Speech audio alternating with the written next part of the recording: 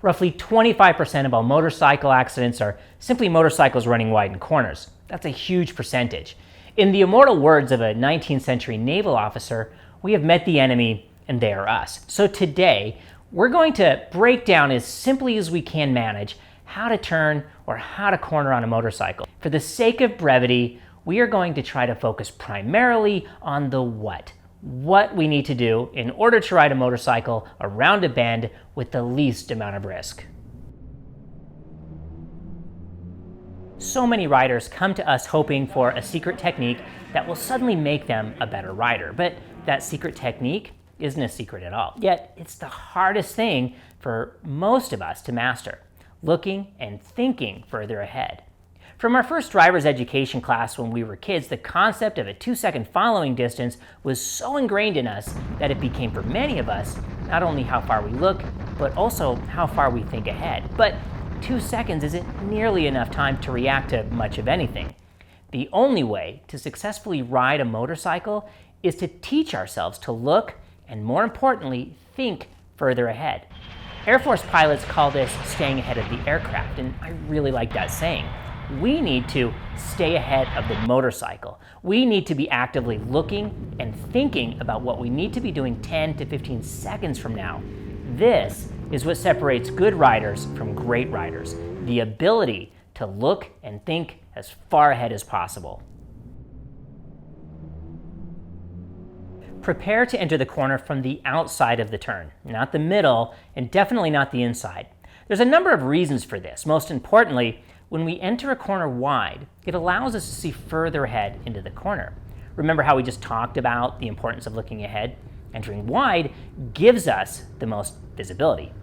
Entering wide also makes the arc of the corner bigger. In other words, the motorcycle doesn't have to lean over as far because we've basically made the corner not as tight as it would be if we were on the inside. Entering wide gives us the ability to see further ahead, makes the corner wider, and gives us more choices in case there is an oncoming car running into our lane. For us as riders, an ironclad rule that we all need to hold ourselves to: our lane is our limit. We should never be crossing those lines, especially that center line. And if you want to learn more about this, be sure to check out our video about apexes. We want to be conservative with our entrance speed so that we have more time and space to deal with turning. The objective we are looking for is that we almost always want to be exiting a corner faster than we entered it. Let me say that again. The goal is to go slow into a corner so that we can accelerate or go fast out of the corner. In slow, out fast. When we enter corners too fast, when we overcook the entrance, we struggle making the turn and may end up running wide. Or we end up grabbing the brakes in the middle of the corner, or we might have to lean the bike more than we may be comfortable with, all of which increases the chances of us crashing or nearly crashing, and we end up exiting corners really slowly. As we ride towards every corner, we need to be looking ahead and thinking about when we want to begin slowing, planning on being conservative with our entrance speed. How do motorcycles go around corners? They lean. And how do we make them lean? Well, we press the handlebar in the direction of the turn. Wait, what? Yeah, that's right. In order to get the motorcycle to begin to lean left, we need to gently press forward with our left hand. This will cause the bike to lean to the left. To lean to the right, press with the right hand. This is often called countersteering, and you can practice this while you are sitting on your bike. Very gently press forward on your handlebar and feel the bike slightly lean in the direction that you're pressing. Once the motorcycle is leaning, the front tire will come around and steer as you would expect, but the most efficient way to initiate that lean or get the bike to lean a little more is with some gentle and deliberate countersteering. A lot of new riders are nervous about running wide in corners, so they tend to enter corners shallow or on the inside to give themselves more room in case they do. Part of this is due to a lot of new rider programs are still teaching that motorcycles must accelerate through an entire corner. This method is woefully outdated. The problem is that speed and radius are linked. In other words, as soon as we start accelerating in a corner, the motorcycle stops turning and wants to run wide. So remember how we talked about entering corners wide and all the benefits we get from that? Well, here's the next part. When we slow into a corner, the radius or the arc of that corner is going to want to get smaller. This gives us a huge advantage. If we slow into corners, it's now very, very unlikely that we will run wide in most any corner. Plus, if there is something unexpected in the turn, like a stalled car or a deer, because we are already slowing more is no big deal.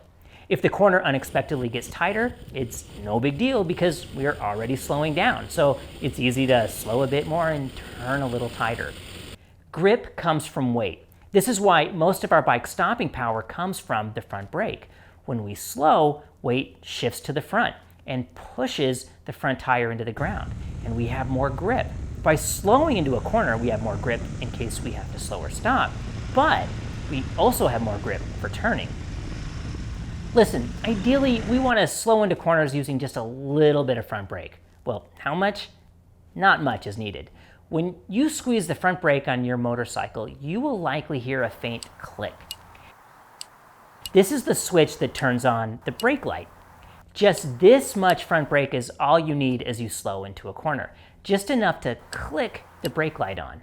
Practice in the driveway or in the garage so you get really familiar with how this feels. Remember, we want to gently slow into corners until we are comfortable with our speed and we can see our exit.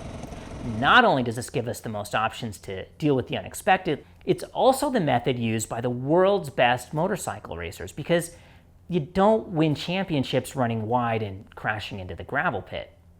And if you want to learn more about this, be sure to check out our video all about trail braking.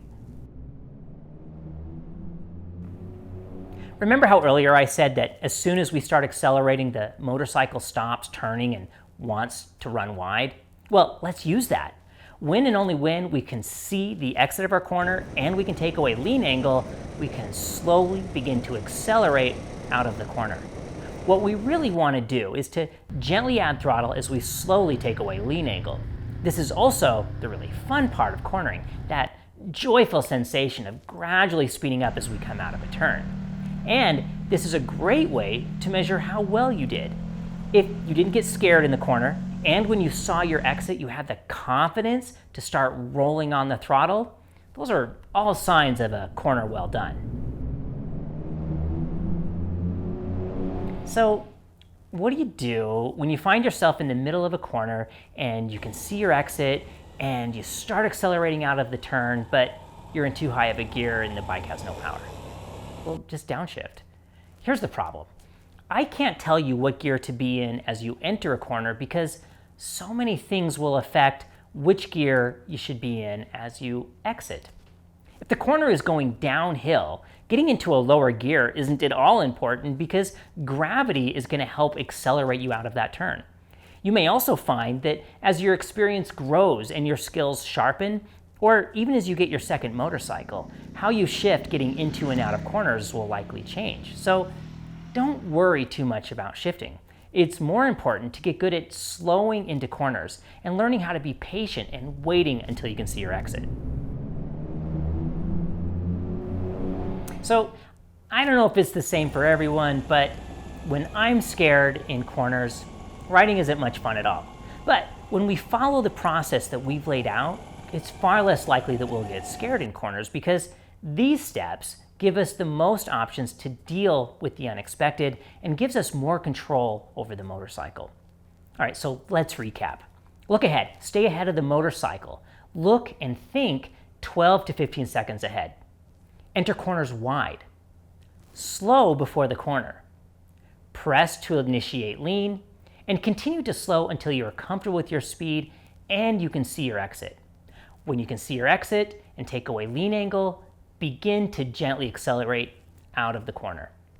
You'll notice that in these steps we do a lot more slowing than pretty much anything else. And there's an old racer saying that goes, the fastest riders use the brakes the most. And this has often been misunderstood to mean fast riders brake hard and brake late. And nothing is further from the truth. Fast riders go to the brakes early gently, and then drag the brake for a long time. And as it turns out, this is also what safe riders do too. Slower is smoother, slower is safer, and crazy as it may sound, slower is faster. We have a lot of additional videos focused on becoming better, faster, and safer riders, and we've linked to them as well as some reading resources in the description to help you continue to become a better rider. And if you liked anything that we said in this video, click on that thumbs up. And if you really liked anything that we said, we'd love it if you subscribed. Thank you so much for watching, and ride well.